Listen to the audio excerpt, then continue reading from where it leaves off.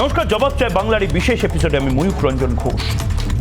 কন্ট্রোভার্সিজ best child Dilip Ghosh. Dilip Ghosh মানে বিতর্ক।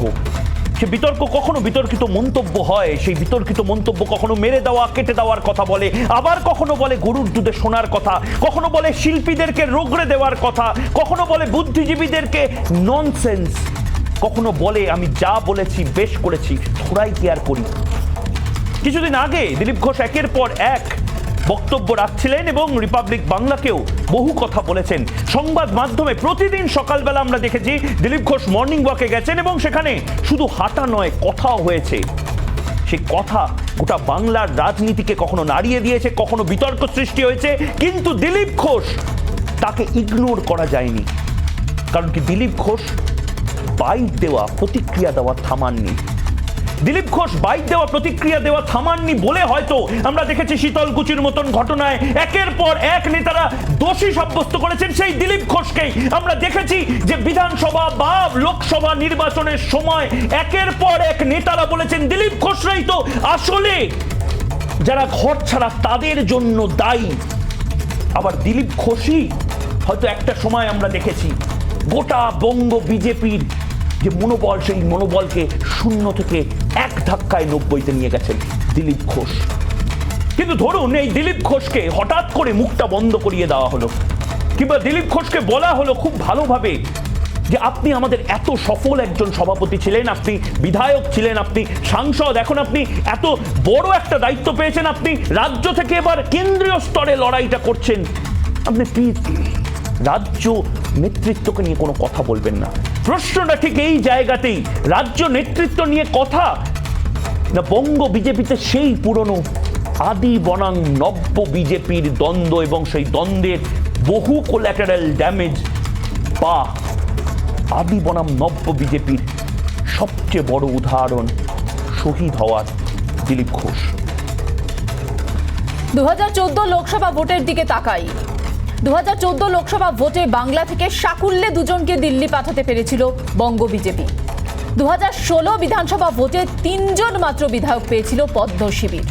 2019 লোকসভা ভোটের ফলাফল রীতিমতো চিন্তায় ফেলে দিয়েছিল রাজ্যের শাসক দল তৃণমূল কংগ্রেসকে। 2021 বিধানসভা ভোটে আশানুরূপ না হলেও 3 থেকে 77-এ পৌঁছতে পেরেছিল বিজেপি। রাজ্য বিজেপির এই উত্থানের কারিগর কে ছিলেন? দিলীপ ঘোষই যে সংগঠনকে একটু একটু করে সাজিয়ে তুলেছিলেন তা এক বাক্যে স্বীকার করবে বিজেপি নেতৃত্ব। কেন্দ্রীয় নেতৃত্বে তার উপর এতটাই আস্থা ছিল যে দ্বিতীয়বারও দিলীপকেই রাজ্য সভাপতি নির্বাচিত করা হয়েছিল। দিলীপ চিরকালই স্পষ্ট বক্তা, তার বিতর্কিত মন্তব্যের সংখ্যাও নেহাত কম নয়। দলের কিছু নীতি কৌশল নিয়ে আগেও মুখ খুলেছেন তিনি। তাহলে আজ হঠাৎ করে তাকে সেন্সর করলো কেন কেন্দ্রীয় নেতৃত্ব? দিনে দিনে তাসের ঘরের মতো ভেঙে পড়ছে রাজ্য বিজেপি, তলানিতে ঠেকেছে কর্মী সমর্থকদের মনোবল। এই পরিস্থিতিতে দিলীপকে সেন্সর করার সিদ্ধান্তে ফের বিতর্ক। তাহলে কি দিলীপ কোণঠাসা? ফের কি আদি বনাম নব্য দ্বন্দ্ব?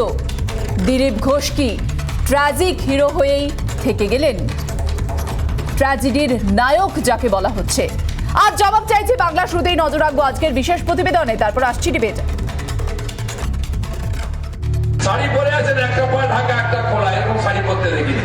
যদি পাটা বার করে রাখবেন, শাড়ি কেন বারগুলা করতে পারেন? দল যাদেরকে সবচেয়ে বেশি দিয়েছে তারাই দলের সবচেয়ে বেশি ক্ষতি করেন। এক গাছের ছাল অন্য গাছে সহজে লাগে না। প্রার্থী যারা অনেকে খুব লাফিয়ে প্রার্থী হয়েছিলেন তার সঙ্গে 10টা লোক নেই। উনি সভাপতি হতেই ওনাকে জেনে গেছে, সাংগঠনিকভাবে তার অভিজ্ঞতা কম। দিন কয়েক আগেই 8 রাজ্যে সংগঠনের দায়িত্ব পেয়েছেন বিজেপি সর্বভারতীয় সহসভাপতি দিলীপ ঘোষ। তাকে কেন্দ্রীয় নেতৃত্ব যে নতুন দায়িত্ব দিয়েছে সেটা তার উত্থান না পতন তা নিয়ে ডিবেট হতেই পারে, কিন্তু দিলীপ ঘোষ যেন সবসময় বিতর্কের কেন্দ্রে। নানান সময়ে নানান মন্তব্য ঝড় তুলেছে রাজ্য রাজনীতিতে। সম্প্রতি দলের বিরুদ্ধেই বারবার ক্ষোভ উগরে দিয়েছেন তিনি। 2021 বিধানসভা নির্বাচনের পরই দলের কৌশলগত ভুল তুলে ধরেছিলেন দিলীপ। তারপরও তার নানান মন্তব্য বিড়ম্বনায় ফেলেছে শীর্ষ নেতৃত্বকে। এবার তাই রীতিমতো চিঠি দিয়ে দিলীপ ঘোষকে সতর্ক করল কেন্দ্রীয় নেতৃত্ব। শুধু সতর্ক করাই নয়, সংবাদ মাধ্যমে রীতিমতো সেন্সর করা হলো তাকে। আমাকে বলেনি, আপনাদেরকে বলেছে, তাহলে আপনারা জানেন, আমি জানি না। এখন যদি বলে তাহলে বলে দেবো আপনাদের। বিষয়টি নিয়ে মুখ খুলতে নারাজ রাজ্য বিজেপি নেতৃত্ব। এ ধরনের কোনো চিঠি বা এই ধরনের কোনো সংবাদ আমার কাছে নেই, দলও আমাকে জানায় বা এই বিষয় সম্পর্কে যদি আমি অবহিত থাকতাম তাহলেও আমি সংবাদ মাধ্যমকে কিছু বলতাম না, কারণ এ নিয়ে কোনো আলোচনা করা সংবাদ মাধ্যমে প্রকাশ্যে বলা অর্থ পার্টির দলীয় শৃঙ্খলা ভঙ্গের সামিল। দেখুন, মিডিয়ার মাধ্যমে এরকম একটা খবর পেয়েছি, এখনো দিল্লির কাছ থেকে এরকম আমরা সত্যতা পাইনি এই খবরের। আমরা দিল্লির সাথে কথা বলার পর আমি এই বিষয়ে কিছু বলার মতো জায়গায় থাকবো। এই মুহূর্তে আমি এই বিষয়ে কোনো মন্তব্য করতে চাই না। দিলীপ ঘোষকে সেন্সর করায় কোথাও যেন উচ্ছ্বসিত রাজ্যের শাসক দল। আদি ও নব্য বিজেপির দ্বন্দ্বই উঠে এলো কুণাল ঘোষের কথায়। বিজেপির সামগ্রিক নীতি এই আদি বিজেপিকে দমবন্ধ অবস্থায় ঠেলে দিয়ে তৎকাল বিজেপি, ধান্দাবাজ বিজেপি দল দখল এবং পরিযায়ী বিজেপিদের এই তৎকাল বিজেপির সঙ্গে হাতে হাত মিলিয়ে যে ভুল রাজনীতি, তাতে গোটা দলটা বাংলা থেকে যে উঠে যাচ্ছে। ওরা দিলীপ ঘোষকে একা ওরা যদি দোষারোপ করে, এ তো বোকার মতো কথা। টুইট করে দিলীপ ঘোষকে কটাক্ষ করেছেন তারই একসময় সতীর্থ ও বর্তমানে তৃণমূল বিধায়ক বাবুল সুপ্রিয়। মর্নিং ওয়াকে বেরিয়ে দিলীপ ঘোষের বক্তব্যকে কটাক্ষ করেছে বামেরাও। যদিও বিজেপির অভ্যন্তরীণ বিষয়ে বিশেষ আগ্রহ নেই সুজন চক্রবর্তীর। দিলীপ ঘোষ এতদিন ধরে যে কথাগুলো বলছিল সে কথাগুলোকে দিল্লির নেতৃত্ব খারিজ করে দিয়েছে। দিলীপ ঘোষ ভুল এবং মিথ্যে এবং অসৎ এই কথাটা কি বলেছে? দিলীপ ঘোষ সম্পর্কে তথাগতরাই যা যা বলেছিলেন দিল্লির নেতৃত্ব সেটা কি গ্রহণ করলেন? বিজেপির নেতা কে কাকে বলবেন, কোথায় বলবেন, কাঞ্চন বলবেন না কামিনী বলবেন, এটা ওদের আভ্যন্তরীণ বিষয়। 2019 লোকসভা ভোটে শেষবার বাংলায় সাফল্যের মুখ দেখেছিল বিজেপি। সে সময় রাজ্য সভাপতির দায়িত্বে ছিলেন দিলীপ ঘোষই। 2021 বিধানসভা ভোটে পরাজয়ের পর দিলীপ ঘোষকে সরিয়ে রাজ্য সভাপতির দায়িত্ব দেওয়া হয়েছে সুকান্ত মজুমদারকে। তাতেও অবশ্য বিশেষ কিছু লাভ হয়নি পদ্ম শিবিরের, বরং আদি বনাম নব্য লড়াই আবারও সামনে এসেছে। তৃণমূল থেকে দলে দলে বিজেপিতে যোগদান কোনোদিনই মেনে নিতে পারেননি দিলীপ ঘোষ। বারবার বিতর্কিত মন্তব্য করতে দেখা গিয়েছে তাকে। কিন্তু এখন তার বক্তব্য সেন্সর করায় দিলীপ ঘোষ কি কোণঠাসা হলেন? আবার কি সামনে এলো বিজেপির আদি নব্য দ্বন্দ্ব? প্রশ্ন থেকেই যাচ্ছে। রিপাবলিক বাংলা।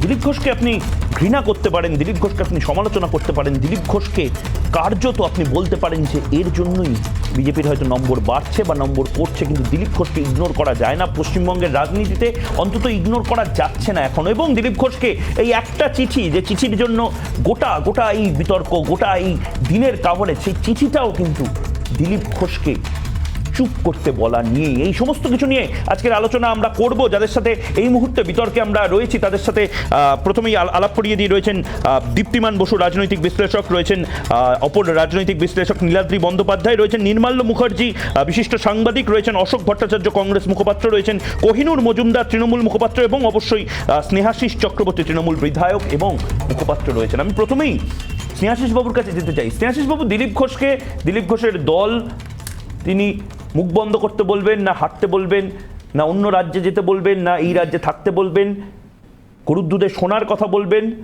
না মেরে দেবো কেটে দেবোর কথা বলবেন, রগড়ানোর কথা বলবেন, সেগুলো তো দিলীপ ঘোষের দল ঠিক করবে। আপনাদের এত আনন্দ হচ্ছে কেন? মানে কোথাও গিয়ে তো আপনারাও দিলীপ ঘোষকে নেগেটিভ পাবলিসিটি দিচ্ছেন। কোথাও গিয়ে কি স্বস্তি পেলেন যে দিলীপ ঘোষ আর এই মুহূর্তে আপনাদের সাথে চোখে চোখ রেখে কোথাও লড়াইটা করতে পারবে না? দেখুন, আপনাদের এই অনুষ্ঠানটার নাম হচ্ছে জবাব চায় বাংলা। তো আমি জানি না বাংলার মানুষ জবাব চায় কিনা, কিন্তু বিজেপির একটা বড় অংশ কিন্তু বিজেপির কেন্দ্রীয় নেতৃত্বর কাছে জবাব চাইছে যে দিলীপ ঘোষ যখন আভ্যন্তরীণ কিছু দুর্বলতার কথা বলেছে তাকে সেন্সর করা হলো কেন। আর আমরা জানতে চাইছি যে দিলীপ ঘোষ যখন অকথা কুকথা বলতেন, যখন বুদ্ধিজীবীদের থেকে আরম্ভ করে অশালীন মন্তব্য করতেন যে মারবো, পুঁতে দেব, মারবো, লাশগুন্ডিত ওরা, সেদিন কিন্তু বিজেপির কেন্দ্রীয় নেতৃত্ব তাকে সেন্সর করেনি। এমনকি দিলীপ ঘোষ ছাড়া আজকে বিরোধী দলনেতা সহ আরও দু একজন যেমন এমন কিছু কথা বলে যেগুলো সমাজের ক্ষেত্রে ক্ষতিকারক, সেগুলোকে কিন্তু সেন্সর করে না। আসলে বিজেপি কিন্তু আপনারা কি অনুব্রত মণ্ডলকে সেন্সর করেছিলেন? অনুব্রত মণ্ডল তো পুলিশের মাথায় বোম মারার কথা বলেছিলেন। আসলে ব্যাপারটা হচ্ছে আপনারা বকটুইয়ের আগে কি নেতাগুলোকে সেন্সর করেছিলেন? বকটুই কাণ্ড হওয়ার আগে আমরা অবশ্যই করে আভ্যন্তরীণ ক্ষেত্রে এগুলোকে সংশোধন করার, নিয়ন্ত্রণ করার চেষ্টা করি, কিন্তু দিলীপ ঘোষকে আমরা দেখেছি যে সেদিন কিন্তু উৎসাহিত করা হয়েছে। এবং আজকে আমাদের কিছু যায় আসে না। দিলীপ ঘোষকে তারা সেন্সার করছে, আমাদের কিছু যায় আসে না। আমাদের যায় আসে এটাতেই যে বিজেপি কি চায়। দিলীপ ঘোষ যখন কিছু আভ্যন্তরীণ গোলযোগের কথা বলছেন সেন্সার হয়, আর যখন হুমকি দেন, যখন অপমান করেন, যখন অশালীন কথা বলেন, তখন সেন্সার হয় না। স্নেহাশিস বাবু, অনেকে তো এটাও বলছেন, নিন্দুকেরা তো এটাও বলছেন যে অন্তত বিজেপিতে এই সেন্সার করার মতন বিষয় আছে, বিজেপিতে বিপ্লব দেবকে সরিয়ে অন্য মানিক সাহাকে নিয়ে আসার একটা ঘরানা তৈরি করছে বিজেপি। অন্তত আপনারা তো যেখানে হাইকোর্ট বলা হয়েছে যে দুর্নীতিগ্রস্ত মন্ত্রীদেরকে সরানোর কথা, সেখানে তো আপনারা সরাচ্ছেন না বলে নিচু স্তরের যারা চায়ের দোকান, পানের ঠেক, আড্ডা, বাস, ট্রাম, সেখানে তো আলোচনা হচ্ছে অলরেডি। প্রথম কথা হচ্ছে আমাদের প্রথমেই যেটা বলার যে হাইকোর্ট একটা সরকার, নির্বাচিত একটা সরকার, সেই সরকার কাকে মন্ত্রী রাখবে না রাখবে এটা হাইকোর্ট ঠিক করে দিতে পারে না। তার বিচার করার কথা, তার আইন অনুযায়ী যে বিষয়টা উঠেছে সেটা বিচার করার কথা। আমরা অনেক অতিরিক্ত রিয়াকশন দেখেছি, আমরা এগুলো নিয়ে কিন্তু আমরা হাইকোর্ট ঠিক করে দিতে পারে না। তো বেশ বোঝা গেছে, হ্যাঁ বেশ বোঝা গেছে। আমি নীলাদ্রি বাবুর কাছে আসবো। নীলাদ্রি বাবু, যখন বিধানসভা নির্বাচনের আগের মুহূর্তটাতে চলে যাই, যখন দিলীপ ঘোষ একের পর এক মন্তব্য করছেন এবং সেটা নিয়ে বিতর্ক হতে পারে, কিন্তু সেটাতে কর্মী সমর্থকেরা তারা হাততালিও দিচ্ছেন, এবং দিলীপ ঘোষের যে একটা ভূমিকা ছিল 19 লোকসভা ভোটের ক্ষেত্রে বা বিধানসভাতে 3 থেকে 77 করার ক্ষেত্রে, সেটা এক কথায় সকলেই মানেন। শ্রমিক ভট্টাচার্য তিনি নিজেও বারবার, যিনি মুখপাত্র, তিনিও নিজে বারবার এই কথাটি বলেছেন যে তার ভূমিকা নিয়ে। তাহলে যখন এই ধরনের বক্তব্যতে বা এই ধরনের বক্তব্যকে একেবারে প্রকাশ্যে দিলীপ ঘোষ বলতেন, তখন কোনো কাটাছেড়া হলো না, কাঁচি চুরি চললো না। এখন যখন দলের অভ্যন্তরে এরকম বিষয়গুলো, যেগুলো একের পর এক দল ছাড়ছে, তৃণমূল কংগ্রেসে যোগ দিচ্ছে, এমন সময় দিলীপ ঘোষের মন্তব্যে সেন্সার কেন? দেখুন, প্রথম কথা আমাদের বুঝতে হবে দিলীপ ঘোষ শুধু একজন রাজনীতিবিদ নয়, অথবা তিনি রাজনীতিবিদই নন, তিনি একজন জননেতা। রাজনীতিবিদ ক্যামেরার পেছনে একটা কথা বলে, ক্যামেরার সামনে বসে আরেকটা কথা বলে, এটাই রীতি রেওয়াজ হয়ে গেছে। দিলীপ ঘোষ মানুষের মনের কথা বলেন, সেই কথাটা যদি অপ্রিয় সত্য হয় তা সত্ত্বেও বলেন। কিন্তু রাজনীতির অঙ্গনে সবসময় মনের কথা বলা যায় না। ধরুন দলের মধ্যে কোনো দুর্বলতা আছে, দিলীপ ঘোষ ক্যামেরার সামনে বলে দিচ্ছেন, সেখানে দল একটি সংগঠন হিসেবে তাকে সতর্ক করতে বাধ্য। কিন্তু এই সতর্কতা আমার মনে হয় এতদিন পর্যন্ত কেন মনে হলো না, যখন অনেক বিতর্কিত মন্তব্য, যেগুলোকে কেন্দ্র করে বারবার তৃণমূল কংগ্রেস অভিযোগ করেছে যে প্ররোচনা দেওয়া হচ্ছে, হিংসাতে প্ররোচনা দেওয়ারও বক্তব্য আমরা শুনেছি, তখন কেন তাকে চুপ করানো হলো না? দিলীপ ঘোষ দলের সভাপতি ছিলেন, তার নেতৃত্বে দল 2 থেকে 18, 3 থেকে 77-এ পৌঁছেছিল, 40% ভোট পেয়েছিল, এটাও মাথায় রাখতে হবে। তখন নেতৃত্বে ছিলেন দিলীপ ঘোষ, এখন তিনি নেতৃত্বে নেই, অন্য নেতৃত্ব এসছে। দল রাজনীতির অঙ্গনে যেটা হওয়া উচিত সেটা করেছে। কিন্তু আমার কোথাও মনে হয় এই যে সতর্কীকরণ দিলীপ ঘোষকে আবার ফোকাসে নিয়ে আসছে, আরো জনপ্রিয় করে তুলবে, এবং সেখানে দাঁড়িয়ে তৃণমূলের বরঞ্চ সন্ত্রস্ত হওয়ার কথা। কারণ দিলীপ ঘোষের জনপ্রিয়তা বাড়া, তাকে একটা মহানায়কের, ট্র্যাজিক নায়কের পর্যায়ে নিয়ে যাওয়া, কিন্তু তৃণমূলের জন্য ভয়। ট্র্যাজিক নায়কের মতোই তার প্রস্থান হয়ে গেল বাংলা থেকে। প্রস্থান না উত্থান সেটা সময় বলবে। মমতা বন্দ্যোপাধ্যায়ের সময় প্রস্থান হয়েছিল কংগ্রেস থেকে, পরবর্তীকালে সেটাই উত্থানের পথে। মীনাক্ষী, আমি ঠিক এই জায়গাতে কোহিনুর অনেকক্ষণ ধরে হাত দাঁড়িয়ে বলছে যে আমার কাছে এসো, আমার কাছে এসো। কোহিনুর, কি হয়েছে আজকে হঠাৎ এত উত্তেজিত কেন? এত তো আনন্দের দিন নয়। দিলীপ ঘোষ তো তৃণমূল জয়েন করেনি, দিলীপ ঘোষ তো তৃণমূল নেতা নয়, বিজেপির একজন নেতা সর্বভারতীয় স্তরে যাচ্ছে, রাজ্য থেকে সর্বভারতীয় স্তরে যাচ্ছে। কোহিনুর মজুমদারের এত আনন্দ কেন? না, দিলীপ ঘোষ যদি তৃণমূল কংগ্রেস জয়েন করতো হয়তো আংশিক আতঙ্ক হতো বটে। দেখুন, তেলের দাম বাড়ছে, বেকারত্ব, এত চিন্তা ভাবনা, এত কিছুর মধ্যে দিলীপ ঘোষ ছিল কমিক রিলিফ। সেই দিলীপ ঘোষের মতো কমিক রিলিফকে মুখ বন্ধ করে দিল বিজেপি। আমার মনে হয় এটা মানুষের উপর সবথেকে বেশি অত্যাচার। সে কি কোহিনুর? দেখুন, আপনি তো এখানে জবাব চাই বাংলার ডিবেট টেবিলে বসে বারবার দিলীপ ঘোষের নানান মন্তব্য নিয়ে আমাদের ডিবেট টেবিলেই বলেছেন কেন দিলীপ ঘোষের মন্তব্য নিয়ে কেন কিছু করা হচ্ছে না, কেন কেন্দ্রীয় নেতৃত্ব ভাবছে না। আপনি আজকে আবার উল্টো পুরাণ গাইছেন কেন? দিলীপ ঘোষের আপনি মীনাক্ষী দেবী, মীনাক্ষী দেবী, আমি কিন্তু একটা কথা বলি, বিজেপি কিন্তু দিলীপ ঘোষের ছাল ছাড়িয়ে দেবো, নুন মাখিয়ে দেবো, দৌড় করিয়ে মারবো, এই গোছের কোনো মন্তব্যের বিরুদ্ধে সেন্সরশিপ করেনি। শুভেন্দু জননেতা নয়, শুভেন্দুকে মেদিনীপুরের বাইরে কেউ চেনে না, এরা বিজেপি অপরিপক্ক ইত্যাদি গোছের সেন্টেন্সের জন্য কিন্তু সেন্সর করেছে, এটা মাথায় রাখতে হবে। খুব যে সেটা আপনাকে কে বললো? এমন লোক কোহিনুর সেন্সর করেছে এমনটা নয়। আপনার কাছে কোথা থেকে এলো? না, তাহলে তো এতদিন আগে করতো। না, না না আমি নীলাদ্রিবাবু কি বলবেন? চিঠিটা পড়েছি সেই চিঠির মধ্যে দিলীপ ঘোষের লেখা আতঙ্কে আছে যে উনি আনন্দিত হবেন না, কোহিনূর এখানে নীলাদ্রিবাবু বলছেন যে আপনি দিলীপ ঘোষ আতঙ্কে ভুগছিলেন, এবার কিছুটা হলেও রিলিফ হলো।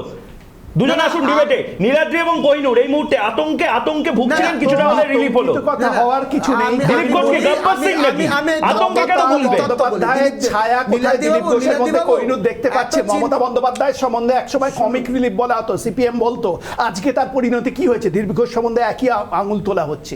বাংলার মানুষ কি বলবে সেটাই আসল কথা, আর বাংলার মানুষ মমতার পক্ষে বলেছে, এটা কোহিনূর আমার থেকে ভালো। নীলাদ্রিবাবু আমি বাইরে আছি, আমি কিন্তু বাইরে আছি, আমি বাইরে আছি, আমাকে আমার কথাটা বলতে দিন, তারপর আপনি বলবেন, নিশ্চিত বলবেন।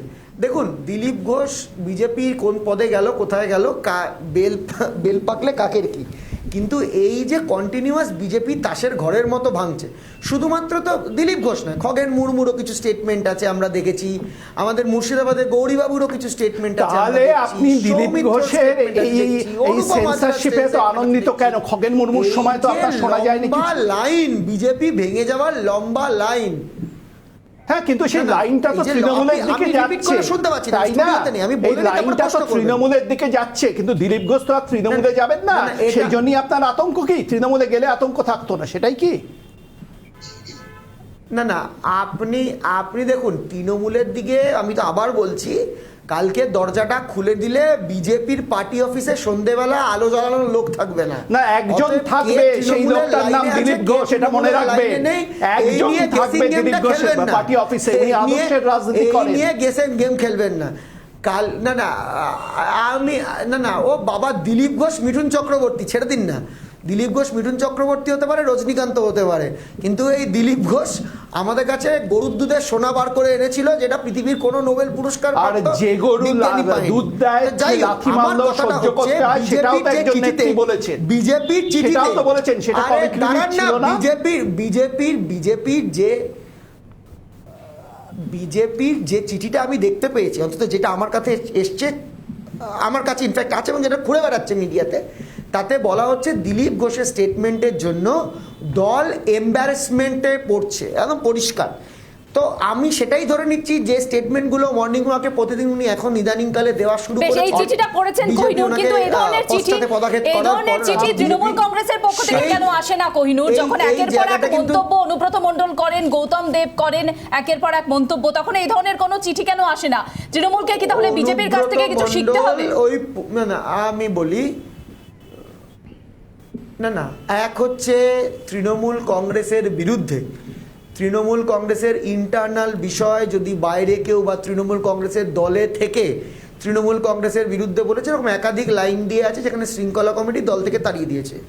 এক, দু নম্বর হচ্ছে অনুব্রত মণ্ডল একাধিকবার ক্ষমা চেয়েছে, এমনকি তাপস পালও চিঠি লিখে পর্যন্ত ক্ষমা চেয়েছে।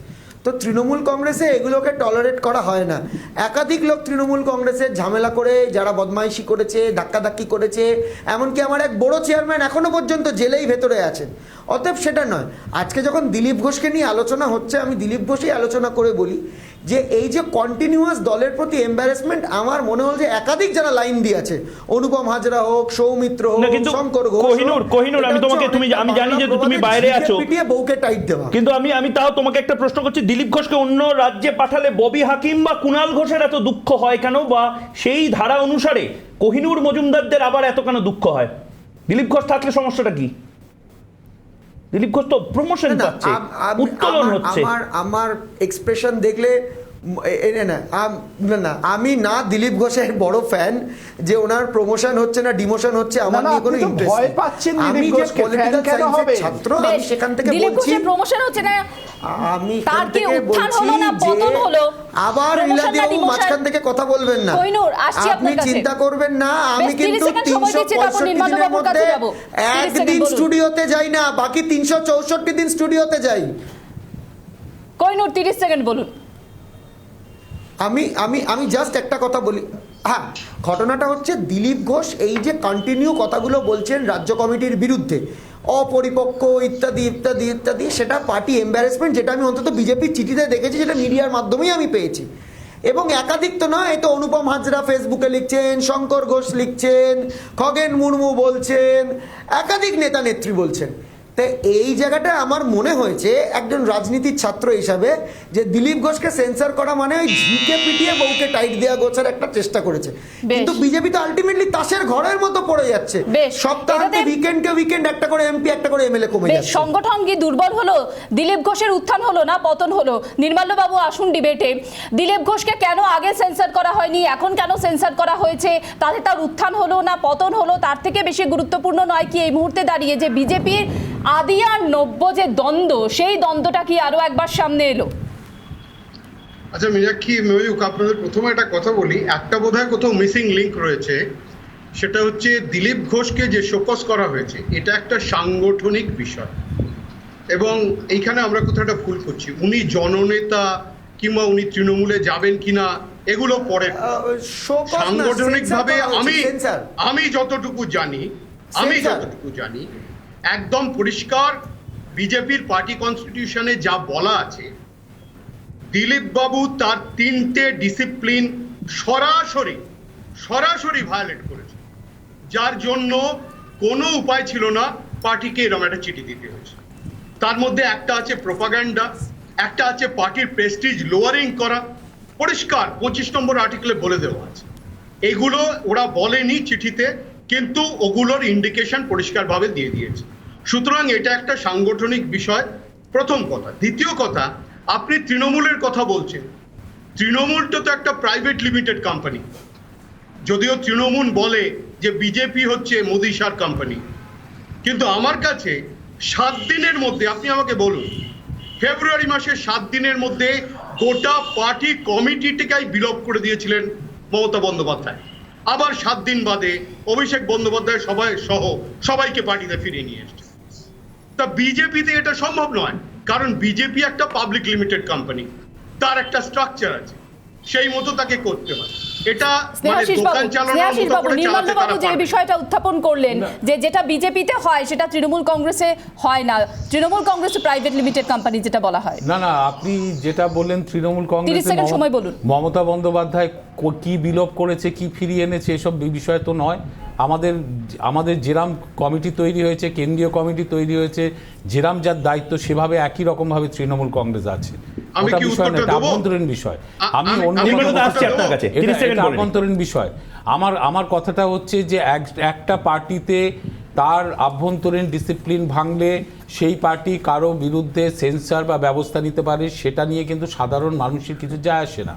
সাধারণ মানুষ দেখতে চায় যে কোনো নেতা যে মন্তব্য করে বা যে ভূমিকা পালন করে সেটা সমাজে কি প্রভাব পড়ছে। এটার উত্তর নির্মল মুখার্জি 30 সেকেন্ড বলুন। আচ্ছা, আপনাকে আমি প্রশ্নটা করছি, 2 ফেব্রুয়ারি মমতা বন্দ্যোপাধ্যায় সব পদ বিলোপ করেছিলেন কি করেননি? মমতা বন্দ্যোপাধ্যায় আমাদের দলের চেয়ারপারসন, জাতীয় কমিটির, প্রশ্নটা শুনুন, জাতীয় কমিটির 20 সদস্যের সব পদগুলো বিলোপ করেছিলেন কি করেননি, ইনক্লুডিং অভিষেক বন্দ্যোপাধ্যায়ের পদ করেছিলেন কি করেন প্রথমে বলুন। এবার আমি বলে দিই যে মমতা বন্দ্যোপাধ্যায়, না আপনাকে আমি একটা মমতা বন্দ্যোপাধ্যায়ের কোনো ব্যাখ্যা আমি আপনার কাছে চাইছি না, আমি জিজ্ঞেস করছি হ্যাঁ কিংবা না।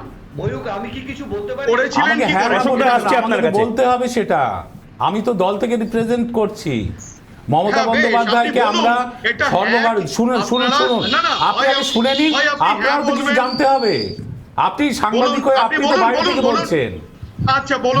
মমতা বন্দ্যোপাধ্যায়কে আমরা সর্বভারতীয় চেয়ারম্যান হিসেবে, সভাপতি হিসেবে আমরা নির্বাচিত করেছিলাম, তা তিনি আবার নতুন করে কমিটি করেছেন। আগের কমিটি স্বাভাবিক প্রক্রিয়া, এ তো স্বাভাবিক প্রক্রিয়া নয়, সেটা স্বাভাবিক প্রক্রিয়া ছিল না। এটা কি আপনারা স্বাভাবিক বলছেন? পদ ডিস্ট্রিবিউশন করবেন, এটা তো স্বাভাবিক প্রক্রিয়া। না, আমি আপনাকে একটা কথা বলছি, 2 তারিখ সব পদ বিলোপ করার পরে 9 তারিখ আবার সব পদ কোন দলে ফিরিয়ে দেওয়া যায় কিনা প্রাইভেট লিমিটেড কোম্পানি ছাড়া? সেটা আমাদের দলের আভ্যন্তরীণ বিষয়। ঠিক, এইটাও বিজেপির অভ্যন্তরীণ বিষয়। এটা তো বিজেপির অভ্যন্তরীণ বিষয় নিয়ে মন্তব্য করছি না। আমরা মন্তব্য করছি যে অকথা কুকথা যখন বলেছিলেন তখন সেন্সার হলো না, এখনো যারা বিজেপির এমন কিছু কথা বলে নেতারা যেগুলো সামাজিকভাবে বলা যায় না, তখন সেন্সার হয় না, সেন্সার হয় তার আভ্যন্তরীণ। বেশ, আমি ঠিক এই জায়গা থেকে অশোক ভট্টাচার্য, কংগ্রেস মুখপাত্র, নির্মলবাবু আপনার কাছেও আসছি, কিন্তু অশোক ভট্টাচার্য অশোক ভট্টাচার্য আপনার কাছে আসছি, দিলীপ ঘোষকে কি শুধুমাত্র সেন্সার, কোহিনুর আসছি, দিলীপ ঘোষ সেন্সার্ড হলো, কিন্তু অন্য নেতারা যারা কুকথা বলে গোটা বাংলা জুড়ে কি শুধুমাত্র দিলীপ ঘোষ একমাত্র কুকথা বলে, না অন্য আরো নেতারা রয়েছেন যারা সেন্সার হওয়া তো ছেড়েই দিন, তারা এখনো বলে চলেছেন? অশোকবাবু কিভাবে দেখছেন এই গোটা বিষয়টা? প্রথমেই বলি, এখানে দুজন তৃণমূলের মুখপাত্র রয়েছেন, এখানে ক্যামাফ্লেজি বিজেপির মুখপাত্র রয়েছেন আরো 2-3 জন। আমি অনেক পরে সুযোগ পেয়েছি, আমাকে একটু বলতে দেওয়া হোক, আমি কারোর মাঝে বলিনি। বলুন। প্রথম কথা হচ্ছে, কুণাল ঘোষের একটা বিবৃতি আমি শুনলাম যে আদি বিজেপিকে সরিয়ে দিয়ে দলের দখল নিতে চাইছে নব্য দাঙ্গাকারী বিজেপিরা। আমরা এরকম ভাবি না যে আদি বিজেপি ভালো, নব্য বিজেপি খারাপ, রোগা বিজেপি ভালো, মোটা বিজেপি খারাপ, বাজপেয়ীর বিজেপি ভালো ছিল, মোদির বিজেপি খারাপ। আমাদের কাছে বিজেপি মানেই খারাপ রাজনৈতিক এজেন্ডা, আমাদের কাছে এটা গেল 1 নম্বর। 2 নম্বর কথা হচ্ছে, একটু আগে কোহিনুর ভাই বলছিলেন যে দিলীপ ঘোষ কমিক রিলিফ, আমরাও তাই বলি, কিন্তু এই কমিক রিলিফকে আবার যেদিনকে দলে বরণ করতে হবে কোহিনুর এই কথাটা উইথড্র করে নেবে তো, এটা গেল 2 নম্বর কথা। এবার আসল জায়গাটায় আসি। দিলীপ বাবুর সম্পর্কে আমার একটা ব্যক্তিগত অভিমত, বা এই কথায় সকলে একমত হবেন যে দিলীপ বাবুর মুখে যা তা মনে, কোনো কপটতা দিলীপ বাবুর মধ্যে নেই। এখন দিলীপ বাবু যে কথাগুলো বলতেন, আকথা কুকথা, অবৈজ্ঞানিক কথাবার্তা, সাম্প্রদায়িক কথাবার্তা, বিজেপি তো এটাকে কন্ডেম করবে না, কারণ এইটাই তো বিজেপির কথাটা, এইটাই তো বিজেপির লাইন। আজকে তাহলে করলো কেন, এই জায়গাটায় আসতে হবে। আমি কোন দলের আভ্যন্তরীণ ব্যাপারে মন্তব্য করার অধিকারী নই, আমার সে নিয়ে কোনো আগ্রহ নেই। দিলীপ ঘোষকে আকথা কুকথা বলার জন্য তো দল সেন্সার করেনি।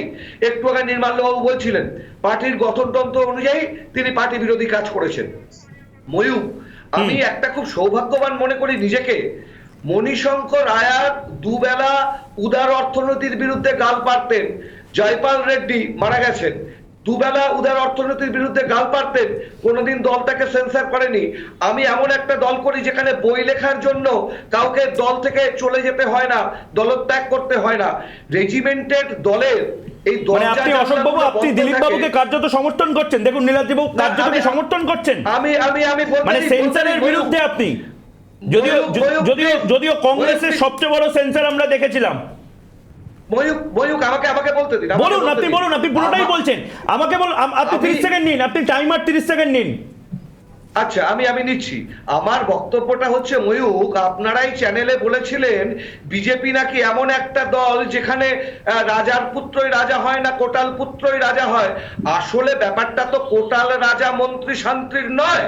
মূল টিকিটা বাঁধা আছে ওই নাগপুরের সদর দপ্তরে। সেই নাগপুর দেখছে 2011 থেকে 2022, যেখানে 11তে 750টা ছিল শাখার সংখ্যা, আজকে 19টা হলো দিদিমণির রাজত্বে। তাই আরএসএস কেন দিলীপ বাবু, সুকান্ত বাবুদের উপর ভরসা করবে? পুরোটাই দিদিমণিদের হাতে ছেড়ে দিতে চাইছে। দীপ্তিমান বসু ঠিক এই জায়গাতে আসুন। দীপ্তিমান বসু ঠিক এই জায়গাতে আসুন। কোথাও গিয়ে অশোক ভট্টাচার্য বলছেন যে মমতা বন্দ্যোপাধ্যায় নাকি আসলে আরএসএস বা বিজেপির কাজটা এখানে সম্পন্ন করে দিচ্ছেন। একের পর এক আরএসএস এর শাখা এখানে দারুণভাবে চলতে পারছে, তার জন্য কোনো নেতার প্রয়োজন এখানে হবে না, বিজেপি এখানে এমনিতেই গ্রো করবে। কি বলবেন? না, ওটা ওনার রাজনৈতিক হতাশার বহিঃপ্রকাশ হতে পারে। আমি একটু অন্যভাবে বলতে চাই। দেখুন, বিজেপি মূলত একটা ক্যাডার ভিত্তিক রাজনৈতিক দল এবং সর্বভারতীয় রাজনৈতিক দল। তাদের নিজস্ব কিছু নিয়ম শৃঙ্খলা আছে, সেই নিয়ম শৃঙ্খলা মেনেই নিঃসন্দেহে দিলীপ ঘোষকে হয়তো তার কিছু কথাবার্তার জন্য কোট আনকোট তাকে সেন্সার করা হচ্ছে। আমার প্রশ্ন হচ্ছে, এই যে আমাদের কোহিনুর বাবু আছেন বা স্নেহাশিস দা আছেন, বিধায়ক, মাননীয় বিধায়ক, তারা বলছিলেন যে এদের এই অকথা কুকথা বলার জন্য তো সেন্সার করা হয়নি। সত্যি তো, অকথা কুকথা বলার সময় তো বিজেপি সেন্সার করেনি। কিন্তু স্নেহাশিস বাবু, আপনি দায়িত্ব নিয়ে বলুন তো, আপনার দলের মুখ্যমন্ত্রী, যিনি প্রধান নেত্রী, তিনি গত 2 দিন আগে বলেছেন জেলা শাসককে লক্ষ্য করে যে আমার দলের হয়ে আমি টেনে 4টে থাপ্পড় মারতাম। এটা কি কুকথার মধ্যে পড়ে না পড়ে? এবং যদি পড়ে, তাহলে আপনার দল কেন মুখ্যমন্ত্রীকে সাবধান করে দেয় না? অশোক ভট্টাচার্য কংগ্রেসের পক্ষ থেকে রয়েছেন, দীপ্তিমান বাবু, কোহিনুর বাবু এবং স্নেহাশিস রয়েছেন তৃণমূল কংগ্রেসের পক্ষ থেকে। এর আগে মুখ্যমন্ত্রীর বহু অকথা কুকথা শুনেছি, অন্যদের কথা ছেড়ে দিন। 2011তে ক্ষমতায় আসার পর প্রথম যিনি বলেছিলেন যে সিপিএম হচ্ছে কোহিনুরের কাছ থেকে নেব, কিন্তু তার আগে দীপ্তিমান বাবু এই কথার উত্তর আমি কারোর বলার সময় বলিনি, আমাকে বলতে দিতে হবে। হ্যাঁ, বেশ, একটু বলতে দিতে হবে। কিন্তু অকথা কুকথার কথা যেটা আপনি বলছেন দীপ্তিমান বাবু, এই অকথা কুকথা কিসের পরিপ্রেক্ষিতে আজকে এই খাড়া নেমে এলো দিলীপ ঘোষের ওপরে? দিলীপ ঘোষের কিছু বক্তব্য আমি শোনাতে চাইবো, তারপর আবার আসছি ডিবেটে। কিছু বক্তব্য দিলীপ ঘোষের, বিতর্কিত মন্তব্য। শাড়ি পরে আছেন, একটা পা ঢাকা একটা খোলা, এরকম শাড়ি পরতে দেখিনি। যদি পাটা বার করে রাখেন, শাড়ি কেন বারমুড়া পরতে পারেন, তাহলে পরিষ্কার দেখা যায়। কত নাটক দেখবো। আর যারা দলের জন্য কিছুই করেননি, দল যাদেরকে সবচেয়ে বেশি দিয়েছে, তারাই দলের সবচেয়ে বেশি ক্ষতি করেন। আমাদের দুর্ভাগ্য এটা। এক গাছের ছাল অন্য গাছে সহজে লাগে না, কখন কখন লেগে যায়। কিছু কিছু লাগছে না, বুঝতে পারছি ঝরে পড়ছে।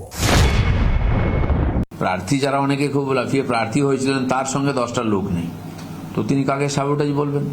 তার তো দায়িত্ব আছে লড়াই করাটা। উনি লড়তে বেরিয়েছেন, পার্টির প্রতীক দিয়েছে তাকে, পার্টি টাকা দিয়েছে, তাদের দায়িত্ব নিয়ে লড়া উচিত। উনি সভাপতি হতেই ওনাকে জেনে গেছে, কারণ পার্টি বড় হয়ে গেছে। আমি যখন হয়েছিলাম লোকে জিজ্ঞেস করতো দিলীপ ঘোষকে, এখন কিন্তু সেটা বলে না কেউ। এটা পার্টি বড় হওয়ার জন্য সবাই বড় হয়ে যায়, স্বাভাবিক। তা আমি বলেছি সাংগঠনিকভাবে তার অভিজ্ঞতা কম, কারণ সংগঠনের দায়িত্ব নিয়ে কাজ, এটা উনিও গিয়ে সব জায়গায় বলেছেন।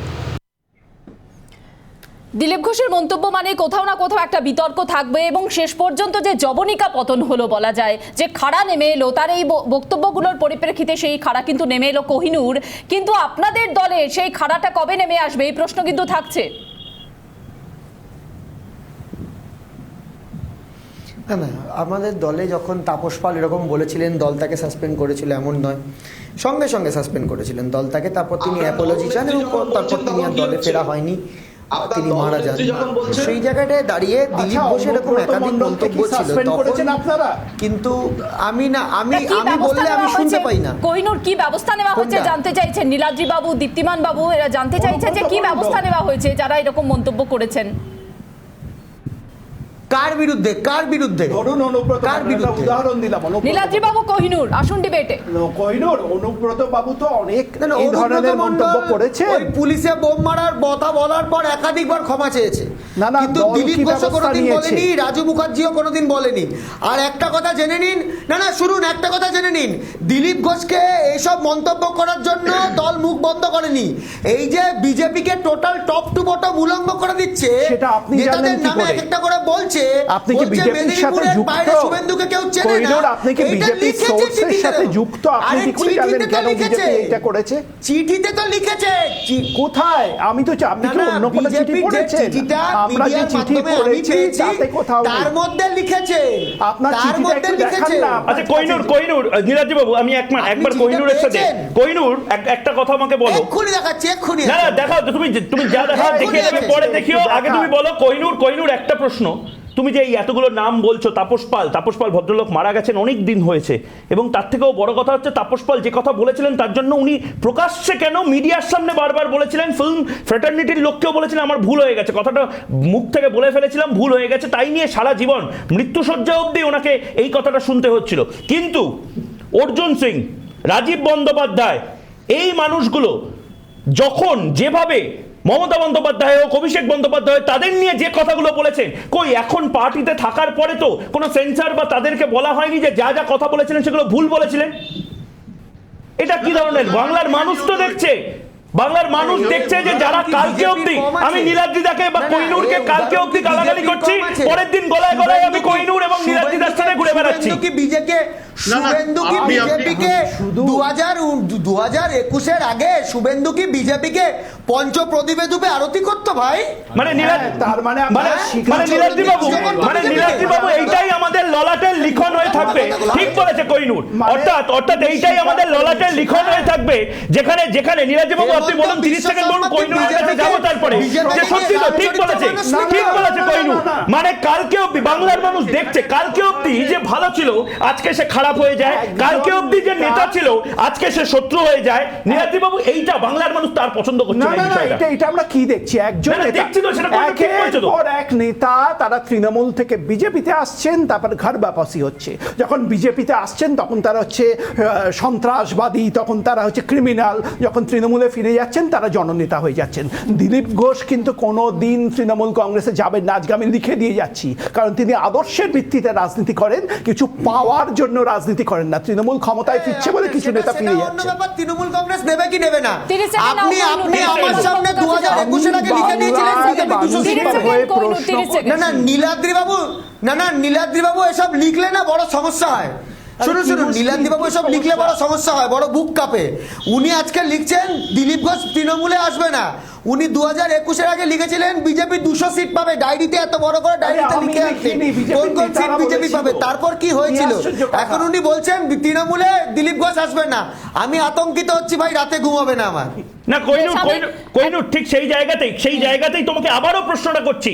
শুভেন্দু অধিকারী কি বলেছেন সমস্ত কিছু মেনে নিলাম, পাশাপাশি যারা তোমার দলে গেছে তাদেরকে একজনকেও সেন্সর করা হয়েছে?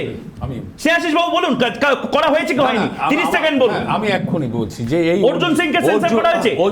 আপনারা তো কত বড় মিছিল করলেন, মিটিং করলেন। 30 সেকেন্ড বলুন। রাজীব বন্দ্যোপাধ্যায় অর্জুন সিং যখন তৃণমূল থেকে বিজেপিতে চলে গেল, তখন বিজেপিকে খুশি করতে গিয়েই মমতা বন্দ্যোপাধ্যায়ের বিরুদ্ধে এদের বলতে হয়েছে আমরা সেন্সর করবো। সেন্সর তো বিজেপির করা উচিত ছিল তাদের। এটা মনে রাখবেন, আমাকে বলতে দিন। আর অনুব্রত মণ্ডল সহ যারা কখনো খারাপ কথা বলেছে, আভ্যন্তরীণভাবে দল আমাদের নেত্রী তাদের সতর্ক করেছে, এবং খেয়াল করে দেখবেন অনুব্রত মণ্ডল দীর্ঘদিন ধরে এ ধরনের কোনো মন্তব্য করছেন না। কিন্তু বিজেপিতে যখন ছিল এই রাজীব বন্দ্যোপাধ্যায়, তখন কিন্তু বিজেপির উচিত ছিল সেন্সর করা। সাধারণ মানুষ এগুলো ভালোভাবে নেয় না। সেটা তো উল্টোটাই হতে পারে স্নেহাশিস বাবু, যখন বিজেপিতে ছিল তখন বিজেপির উচিত ছিল, তৃণমূল কংগ্রেসের উচিত ছিল না যখন তৃণমূল কংগ্রেসে এলো। তৃণমূল কংগ্রেসে এসে কখনো এই ধরনের কথা, যে কথাটা ব্যক্তিগত রুচি হারায়, সেটা কখনো তৃণমূল কংগ্রেস সমর্থন করবে না। পলিটিক্যাল ব্যাটল তো আমাদের করতেই হবে। কিছু নেতাকে দেখেছিলাম তারা তো তখন তৃণমূল কংগ্রেসে ছিলেন। রাজনীতিতে যে দলেরই যে নেতাই নির্মাল্যবাবু হাত তুলছেন, 30 সেকেন্ড সময় দেব। নির্মাল্যবাবু অন্যের দলে থাকলে তার প্রতি প্রশ্ন তোলা বা তার প্রতি কোনো মন্তব্য করা যেটা সহজ, নিজের দলে যখন তাকে আমি টেনে নিলাম তখন তার সমস্ত কিছু ধুয়ে সাফ হয়ে গেল, সে একজন স্বচ্ছ হয়ে গেল। আচ্ছা মীনাক্ষী, আমি তিনজনকে 3টে প্রশ্ন করতে চাই, এটা আমাকে অ্যালাউ করুন। প্রথম প্রশ্ন হচ্ছে নীলাদ্রি বাবুকে, যে ন্যাশনাল অফিস বেয়ারার হিসেবে দিলীপ বাবু যে মন্তব্যগুলো করছেন সেগুলো কি কাম্য? পশ্চিমবঙ্গ থেকে বিজেপিতে ন্যাশনাল অফিস বেয়ারার একমাত্র ন্যাশনাল ভাইস প্রেসিডেন্ট। এটা একটু থামুন, একটু বলতে দিন। হ্যাঁ, না আপনি উত্তরটা দেবেন তো। ন্যাশনাল অফিস বেয়ারার হিসেবে দায়িত্বশীল কাজ উনি করছেন কিনা, ঠিক আছে? এটা প্রথম কথা, কারণ আর কেউ তো ন্যাশনাল অফিস বেয়ারার নেই। সেকেন্ড যেটা তৃণমূলের প্রতিনিধিদের আমি করছি, সেটা হচ্ছে যে কল্যাণ ব্যানার্জি জাতীয় কমিটিতে ছিল, অভিষেক ব্যানার্জির সঙ্গে তার তর্ক জুড়ে যাওয়াতে তাকে কমিটি থেকে বাদ দিয়েছেন কি দেননি? কেন বাদ দিলেন? মমতা বন্দ্যোপাধ্যায় তাকে বাদ দিয়ে দিয়েছেন, তার মানে সে প্রতিবাদ করেছিল, মমতা ব্যানার্জি অ্যাকশন নিয়েছে। আর অশোক বাবুর কথা একটাই আমার প্রশ্ন, অশোক বাবু আমার মনে হয় বললেন নাকি এখানে অনেকে ক্যামোফ্ল্যাজ করে আছে। আমি জানি না অশোক বাবু ভালো করে চিন্তন শিবিরের রেজলিউশন গুলো পড়েছেন কিনা। আমি এক এক করে সেই উত্তরগুলো নিই। আমি প্রথমেই আমি যাচ্ছি নীলাদ্রি বাবুর কাছে। নীলাদ্রি বাবু, না দিলীপ ঘোষ ভুল করলে তো অ্যাকশন নেবে। নির্মাল্যদার সাথে আমি সম্পূর্ণ একমত যে ন্যাশনাল অফিস বেয়ারার হিসেবে তার কথা বলা উচিত নয়, কিন্তু তিনি একজন জননেতাও, তার দায়বদ্ধতা কি তার অফিসের প্রতি না জননেতার তো আরো বেশি করে দায়বদ্ধতা থাকবে। মানুষের মনের কথা উনি বলেছেন।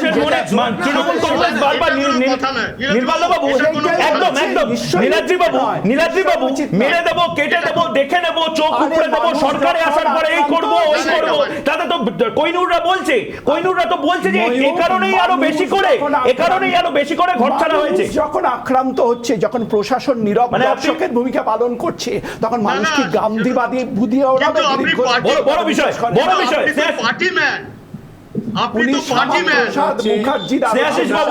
শ্রেয়াশিস বাবু, যখন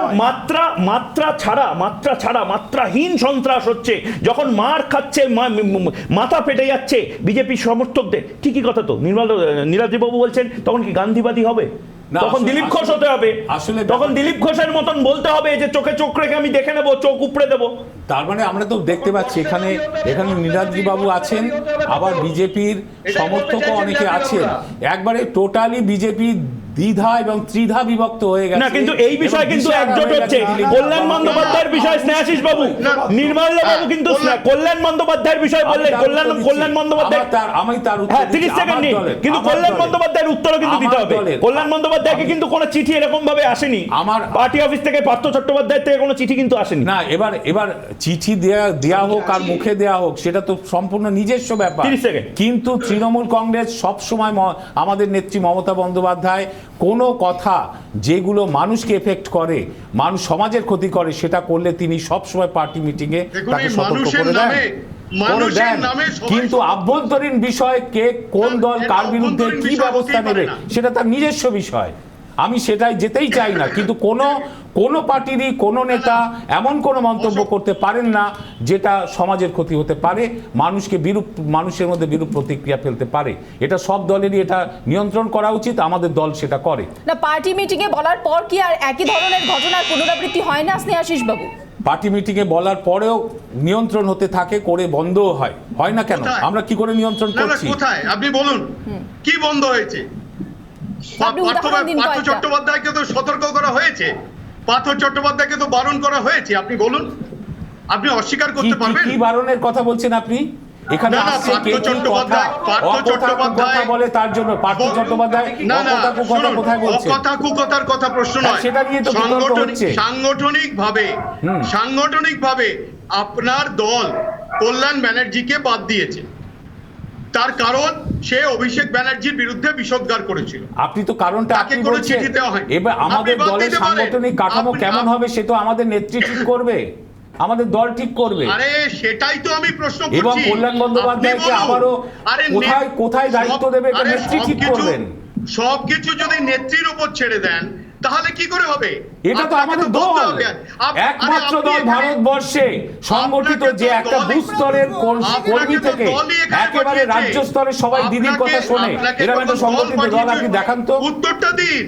আরে উত্তরটা দিন না। আমরা আমাদের নেত্রীকে সামনে রেখেই করি। নেত্রী সারা বাংলার 2,88,00,000 মানুষ তার দিকে তাকিয়ে আছে, ওভাবে তাকে ছোট করা যায় না। তার কথা, তার সংগঠন, তার ডেভেলপমেন্ট, রাজ্য সবটাই প্রশাসন। আমি বুঝেছি আপনার কাছে কোনো আমি কোহিনুরের কাছে যাব, ঠিক এই জায়গাতে কোহিনুরের কাছে যাবো। নির্মলা বাবু আসছি আপনার কাছে। অশোক বাবু কি বলবেন বলুন। আমি বলি 1 মিনিট। আচ্ছা কোহিনুর একবার, কোহিনুর শুরুতে বলে নিক, তারপর অশোক বাবু বলছি। আমি বলি কোহিনুর সেই একই কথা, তোমাদের দলের সেন্সর গুলো কোথায় হয়? না, আমি নির্মলবাবুকে সবিনয় বলি, এই মুহূর্তে দাঁড়িয়ে তৃণমূল কংগ্রেসের প্রায় 220টার মতো বিধায়ক আছে, একাধিক সাংসদ আছে এবং দল যথেষ্ট বড়। আমাদের দল এই মুহূর্তে আমরা ডিসাইড করি, যদি কোনো খারাপ সময় আসে তখন আপনার কাছে জিজ্ঞেস করবো। আমরা ডিসাইড করি আপাতত না, যদি কোনোদিন খারাপ সময় আসে আপনাকে ফোন করব। এখন আমরা ডিসাইড করছি আপাতত, ঠিক আছে? আমরা ডিসাইড করি আমাদের দল কি করব। আমরা যদি খারাপ সময় আসে, খুব ভালো সময় যাচ্ছে আমাদের, প্রচুর এমএলএ, প্রচুর এমপি আছে, আপনার সাজেশন এই মুহূর্তে লাগছে না। আমি অত্যন্ত সবিনয় বলছি, আমার দলে কি হবে কি না হবে, আমার নেত্রী কাকে কি ডিসাইড করবে এটা ছেড়ে দিন, আপনাকে লাগছে না। উত্তরটা দিয়ে দিন না। কল্যাণ ব্যানার্জিকে বাদ দিলেন কেন? লাগছে না। কল্যাণ ব্যানার্জিকে বাদ দিলেন কেন? উত্তরটা দিন। না, আমি আমার স্ট্র্যাটেজিক্যালি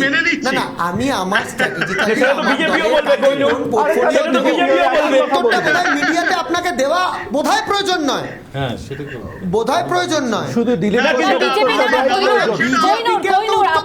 প্রশ্ন তোলেন আপনারা যখন প্রশ্ন তোলেন যে সুকান্ত মজুমদারের সঙ্গে দিলীপ ঘোষের বনিবনা হচ্ছে কিনা সেটা নিয়ে আপনাদের মাথা ব্যথা হয়। কোহিনুর, সৌমিত্র খা কি করছেন তা নিয়ে আপনাদের মাথা ব্যথা হয়, তার দলের অন্দরে কি চলছে মাথা ব্যথা হয়। তাহলে আপনার দল নিয়ে যখন প্রশ্ন করা হচ্ছে আপনি প্রশ্ন এড়িয়ে যাচ্ছেন কেন? মাথা ব্যথা নেই। উই আর কেন কল্যাণ ব্যানার্জিকে বাদ দিলেন? We are very much entertaining. আপনি শুধু বলুন কল্যাণ ব্যানার্জি কেন বাদ পড়লো? আমি বাংলার মানুষ এন্টারটেইন বিজেপির এই দিকে জানি এবার কল্যাণ বন্দ্যোপাধ্যায়কে কোন দায়িত্ব দেওয়া হবে, নির্মলা বাবু কল্যাণ বাবুকে কোন দায়িত্ব দেওয়া হবে সেটা আমার দল অনেক বড় দল, প্রচুর ভালো সময় যাচ্ছে, আপনাদের এখন দরকার নেই, যদি খারাপ সময় আসে একবার ফোন করবো তখন বলবেন।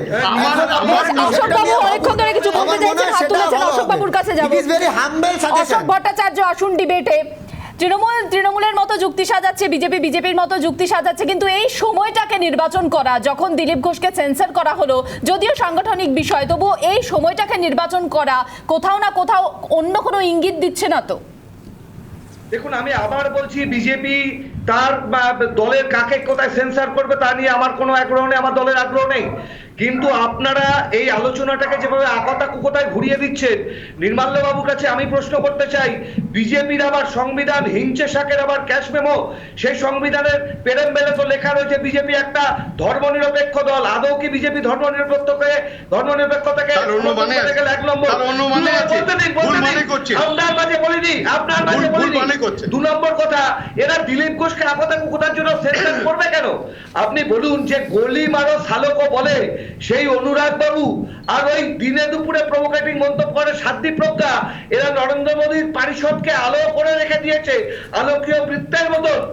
তারপরেও আপনি বলেন আসলে এরা যেটা বলে এটাই বলে বিজেপির এজেন্ডা। আমি আবার বলছি, রেজিমেন্টের দলগুলোতে কোন রকম জানলা দরজা ভেন্টিলেটর খোলা থাকে না, সেই দলগুলো তাই টিকে থাকে, আর আমাদের খোলা থাকে কংগ্রেস। আমরা কংগ্রেস 137 বছর তা বেঁচে আছে, আপনি তো অকথা কুকথার কথা বলছেন, আপনাদের দলের ভেতরেও তো একদম হাইকমান্ড লেভেলে আপনাদের দলের ভেতরেও যে দ্বন্দ্ব সেগুলো তো সামনে আসে। কিছুদিন আগে কপিল সিব্বল চলে গেলে এত বছরের এত দশকের সম্পর্ক ছিন্ন করে, সেটাও তো কুকথা অকথার মধ্যে সীমাবদ্ধ থাকছে না? অশোক বাবু নিজের ঘরটা আগে দেখুন। না আমি বুঝলাম না কংগ্রেসের কোন নেতা কথা কুকথা বলার পর কংগ্রেস তাকে সেন্সর করেনি? বারবার চিঠি দিয়েছে সোনিয়া গান্ধীকে, বারবার চিঠি দিয়েছেন কপিল সিব্বল সহ একাধিক নেতৃত্ব নানান বিষয় নিয়ে, এবং প্রকাশ্যে মন্তব্য করেছেন অশোক বাবু। আপনি জেনে যদি এখন না জানার ভান করেন তাহলে তো মুশকিল। মীনাক্ষী দেবী বলতে দিন, 30 সেকেন্ড সময় দিন, বলুন। হ্যাঁ 30 সেকেন্ড। সাংগঠনিক ব্যাপারে অভাব অভিযোগ এবং পাশাপাশি অবৈজ্ঞানিক আকতা কুকতা, নারী বিদ্বেষিকতা, দলিত বিদ্বেষিকতা, এই দুটো সাংগঠনিক বিষয় হয়ে গেল। এই দুটো এক জিনিস নয়, হতে পারে না। আপনারা যতই দুটোকে এক করার চেষ্টা করেন, দুটো এক নয়, হতে পারে না। আমি আবার বলছি, আমার দলের কোনো নেতা কোনো নেত্রী যদি মানবতা বিরোধী, ধর্ম বিদ্বেষী, জাতপাত বিদ্বেষী, নারী বিদ্বেষী কোনো কথা বলে থাকেন, দল তাকে সেন্সর কেন, দল তাকে। আচ্ছা অশোক বাবু আপনার 30 সেকেন্ড সময় শেষ। অশোক বাবু, কিন্তু একটা প্রশ্ন আমার আছে, আপনি সাংগঠনিক বিষয় নিয়ে বলবেন না, আপনি অন্যান্য কিছু নিয়ে বলবেন না, কিন্তু আপনি এটা বলুন যে গান্ধীর পরিবারকে নিয়ে একাধিক সময় একাধিক কথা বলেছিল আনন্দ শর্মাকে আপনারা কতবার সেন্সর করেছেন? বা কৌস্তব বাগচি, আমাদের সবার প্রিয় কৌস্তব বাগচি চিদম্বরমকে কার্যত কালো পতাকা দেখালো, তাকে কতবার সেন্সর করেছেন? আপনাদের এতটাই খোলামেলা সবটা যে আপনাদের গামলার মতন সমস্ত কিছু কি বাষ্পের মতন উপরে যাচ্ছে না? আপনাদের প্রেসার কুকার থাকা ভালো অসুবিধা, কিন্তু আপনাদের তো গামলা হয়ে যাচ্ছে, নিচ থেকে আগুন দেওয়া হচ্ছে, ওপর থেকে সব বাষ্পের মতন উড়ে যাচ্ছে, গামলাটা খালি হয়ে যাচ্ছে। একদম আমি এই উত্তরটা দেবো ময়ূক, মানে গামলা হচ্ছে। আমি 20 সেকেন্ড পাবো তো? 20 হ্যাঁ বলুন। আপনি 20 না, 20 প্লাস 10, গণতান্ত্রিক একটি জায়গাতে 20 প্লাস 10 আপনাকে দিলাম, আপনি বলুন এটা। আপনারা নিজেরা বিজেপি তৃণমূল বিভিন্ন কিছু নিয়ে বলছেন, আপনাদের নিজেদের অবস্থা কি? আসলে ব্যাপারটা হচ্ছে ভারতবর্ষের সংবাদ মাধ্যমে বা এদেশের সংবাদ মাধ্যমের আপনাদের একটা বড় মজার জিনিস, আপনারা প্রধানমন্ত্রীকে কখনো প্রশ্ন করতে পারেন না। এই দেখুন, এখন আমাকে অশোক ভট্টাচার্যকে প্রশ্ন করার জন্য প্রধানমন্ত্রী নরেন্দ্র মোদীকে প্রশ্ন করতে হবে। অশোক দা, এটা কি হচ্ছে? এটা কি হচ্ছে? এখন আমাকে প্রধানমন্ত্রী নরেন্দ্র মোদীকে প্রশ্ন করতে হবে। আপনি আমাকে বলুন যে আপনাদের প্রেসার কুকার আছে না গামলা হয়ে গেছে পুরোটা? না আমার 30 সেকেন্ড তো, আমার 30 সেকেন্ড বলুন, আবার বলুন 30 সেকেন্ড, কিন্তু আপনাকে এই প্রশ্নের উত্তর দিতে হবে। একেবারে ময়ূক, আমি তো এই প্রশ্নের উত্তর দেব, তার আগে এই প্রশ্নের উত্তর তো আপনাদেরও দিতে হবে। নেশন ওয়ান্টস টু নো বলে প্রশ্ন করতে হবে, why you the prime minister never meet a press conference till to date. এই প্রশ্ন ভারতবর্ষের দাঁড়িয়ে করতে হবে আপনাদেরও, পেরেছে? পেরেছেন? বলুন। আপনার আরো 13 সেকেন্ড বাকি আছে, অশোক দা, আরো 13 সেকেন্ড বাকি আছে। আমি নেশনের কথা এখন বলতে পারছি না, কিন্তু বাংলার মানুষ জবাব চাইছে। Bengal wants to know, Ashok বাবু, এই প্রেসার কুকার এবং গামলার বিষয়টা বাংলার মানুষ জানতে চায়, জবাব চায়। নির্মল বাবু বলুন, 30 সেকেন্ড, কি বলবেন? না অশোক বাবু জানেন না, অশোক, আচ্ছা আমাকে একটু বলুন, অশোক বাবু এটা জানেন না যে দিলীপ ঘোষের জন্ম হয়েছিল আরএসএস এর কোলে, উনি সেটা জানেন না। উনি আরএসএস কে গালাগালি দিয়ে চলে গেলেন, আবার দিলীপ বাবুকে সমর্থন করলেন, আবার দিলীপ বাবুকে সমর্থন করছেন। উনি বলছেন যে দিলীপ বাবু যা করছেন দাঙ্গা করে, আমি দিলীপ বাবুকে আরএসএস এর জন্ম, আমি বলতে চাইছি আরএসএস এর জন্ম হওয়াটা কি অপরাধ অশোকদা? আরএসএস এর জন্ম হওয়াটা কি অসাংবিধানিক বা অপরাধ? আচ্ছা, দীপ্তিমান বাবু অনেকক্ষণ বসে আছেন। দীপ্তিমান বাবু, নির্মল দা, একবার দীপ্তিমান বাবুর কাছে যাই, 30 সেকেন্ড, একবার 30 সেকেন্ড দীপ্তিমান বসু, কি বলবেন? পাবেন। দীপ্তিমান বসু 30 সেকেন্ড, বলুন। প্রথম কথা হচ্ছে রাজনৈতিক অসভ্যতা এমন জায়গায় গেছে এবং তারপরে এই ধরনের প্যানেল ডিসকাশনে অংশগ্রহণ করাটা খুব অসুবিধাজনক, কারণ এই ধরনের কোনো কথাই বলা যায়। প্রথম কথা হচ্ছে যে রাজনীতি যে জায়গায় গেছে, মানুষ যেভাবে রাজনীতিকে দেখছে, আজকে বাংলার রাজনীতি যে পর্যায়ে উপনীত আছে, যে মন্ত্রী হারিয়ে যাচ্ছেন সিবিআই অফিসে হাজিরা দেওয়ার আগে, তার বাড়ির 19 জন চাকরি পেয়েছে, তার মেয়ে পরীক্ষা না দিয়ে নাম না থাকা সত্ত্বেও সেখানে চাকরি পান, আবার চাকরি থেকে বরখাস্ত হওয়ার পরেও আবার তার আরেকটি কলেজের পরীক্ষায় সেখানে ইন্টারভিউর জন্য নাম উঠে যায়। এই তো পরিস্থিতি পশ্চিমবঙ্গে। বেশ, কোহিনূর কি বলবে? এই তো পরিস্থিতি পশ্চিমবঙ্গের। এই সবগুলো করার পরও দল তাকে মিনিমাম সেন্সর করেনি, তাকে পরেশ অধিকারীকে সেন্সর করা হয়েছে, পার্থ চট্টোপাধ্যায়কে সেন্সর করা হয়েছে। যদি চায় যে সুস্থ রাজনৈতিক বাতাবরণ, সেখানে উত্তর দিতে হবে। বেশ, দীপ্তিমান বাবু, বুঝেছি। কোহিনূর 30 সেকেন্ড নাও, ঠান্ডা মাথায় স্পষ্টভাবে বলো, পরেশ অধিকারীকে কবে সেন্সর করবে, পার্থ চট্টোপাধ্যায়কে কবে সেন্সর করবে? বরঞ্চ হাইকোর্ট বলে দিয়েছে তাদেরকে সরিয়ে দিতে, তাদেরকে তো সরানো হয়নি এখনো। কোহিনূর কি বলবে? 30 সেকেন্ড। আমি বলি হাইকোর্টের আইনি অধিকার নেই কোনো মন্ত্রিসভা থেকে মন্ত্রীকে সরানো, সেই অধিকার সরাতে বলেছে, সরাবে কেন? 2 নম্বর হচ্ছে পার্থবাবু বা পরেশবাবু এমন কোনো স্টেটমেন্ট বলেননি যে স্টেটমেন্ট বলার জন্য তাকে সেন্সরশিপ মানে হচ্ছে তার মুখ বন্ধ করা। 3 নম্বর হচ্ছে এই কেলেঙ্কারি দুর্নীতি সিবিআই নিয়ে একাধিক প্যানেল আমি করেছি ময়ূক, এর উত্তরটা আমি সেখানে দিয়েছি, আবার দেব। কিন্তু আমি শুধু তোমাকে একটা বলি যে কংগ্রেসকে তুমি প্রশ্ন করলে না যে সেন্সার করা হচ্ছে না কেন, শোকজ করা হচ্ছে না কেন, তুমি বোকা। তুমি আমার খুব ফেভারিট জার্নালিস্ট, খুব ফেভারিট অ্যাঙ্কার, তুমি কি বোকা প্রশ্ন করো? কংগ্রেসে কে নেতা আছে, কে কাকে সেন্সার করবে, কে কাকে শোকজ করবে, কে কাকে শোকজ জমা দেবে, কে আছে? মানে কেউ নেই বলছে। আমাদের সোনিয়া গান্ধী নিজে রেজিগনেশন দেবে, সোনিয়া গান্ধীকে, আবার সেই সোনিয়া গান্ধী রেজিগনেশন অ্যাকসেপ্ট করবে না, আবার সেই সোনিয়া গান্ধী মানে বুঝতে পারছি না আপনি কি বলছেন। কে কাকে সেন্সর করবে? কংগ্রেসের কেউ আছে নাকি? ঠিক বলেছে, কে কাকে করবে? অশোক বাবু 30 সেকেন্ড সময় দিচ্ছি। কাকে কি মানে কংগ্রেসের একটা শতাব্দী প্রাচীন দলের কি এই অবস্থা আছে? রাহুল গান্ধীকে রেজিগনেশন দিল, রাহুল গান্ধীকে রেজিগনেশন দিল, অশোক বাবু 30 সেকেন্ড, রাহুল গান্ধী সেই রেজিগনেশন অ্যাকসেপ্ট করলো না। তারপরে তো বলবো, আমি চিৎকার করব না কি এত দূর থেকে? 30 সেকেন্ড সময় নিন অশোক বাবু, তারপর আমি আসছি নীলাদ্রি বাবুর কাছে। হ্যাঁ, প্রথম কথাটা হচ্ছে কংগ্রেসের কথা ভাবার জন্য কংগ্রেসের হাজার হাজার কর্মী রয়েছেন। কোহিনূরকে এই মুহূর্তে না ভাবলে চলবে। কোহিনূর আগে দেখুক পিসিনা ভাইপো কার লবিতে কোন জায়গায় কি ক্ষমতা রয়েছে, কোন ক্ষমতার ভোট কেন্দ্রটা কোথায়। আমাদের দল নিয়ে কোহিনূরকে এত ভাবনা চিন্তা করার কোনো প্রয়োজন নেই।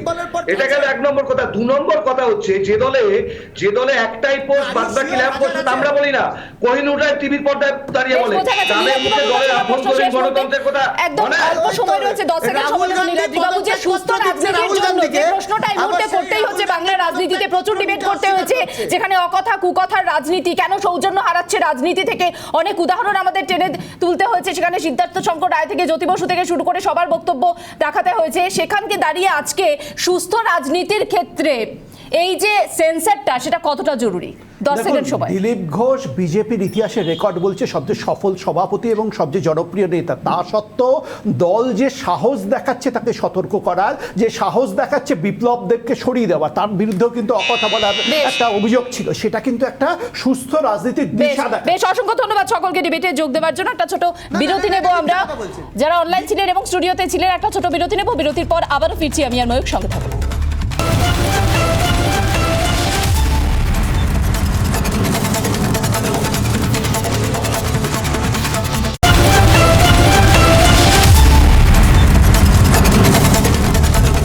জবাব চাই বাংলা আজ এ পর্যন্তই। কাল ফের কথা হবে চোখে চোখ রেখে। নজর থাক রিপাবলিক বাংলায়। নমস্কার।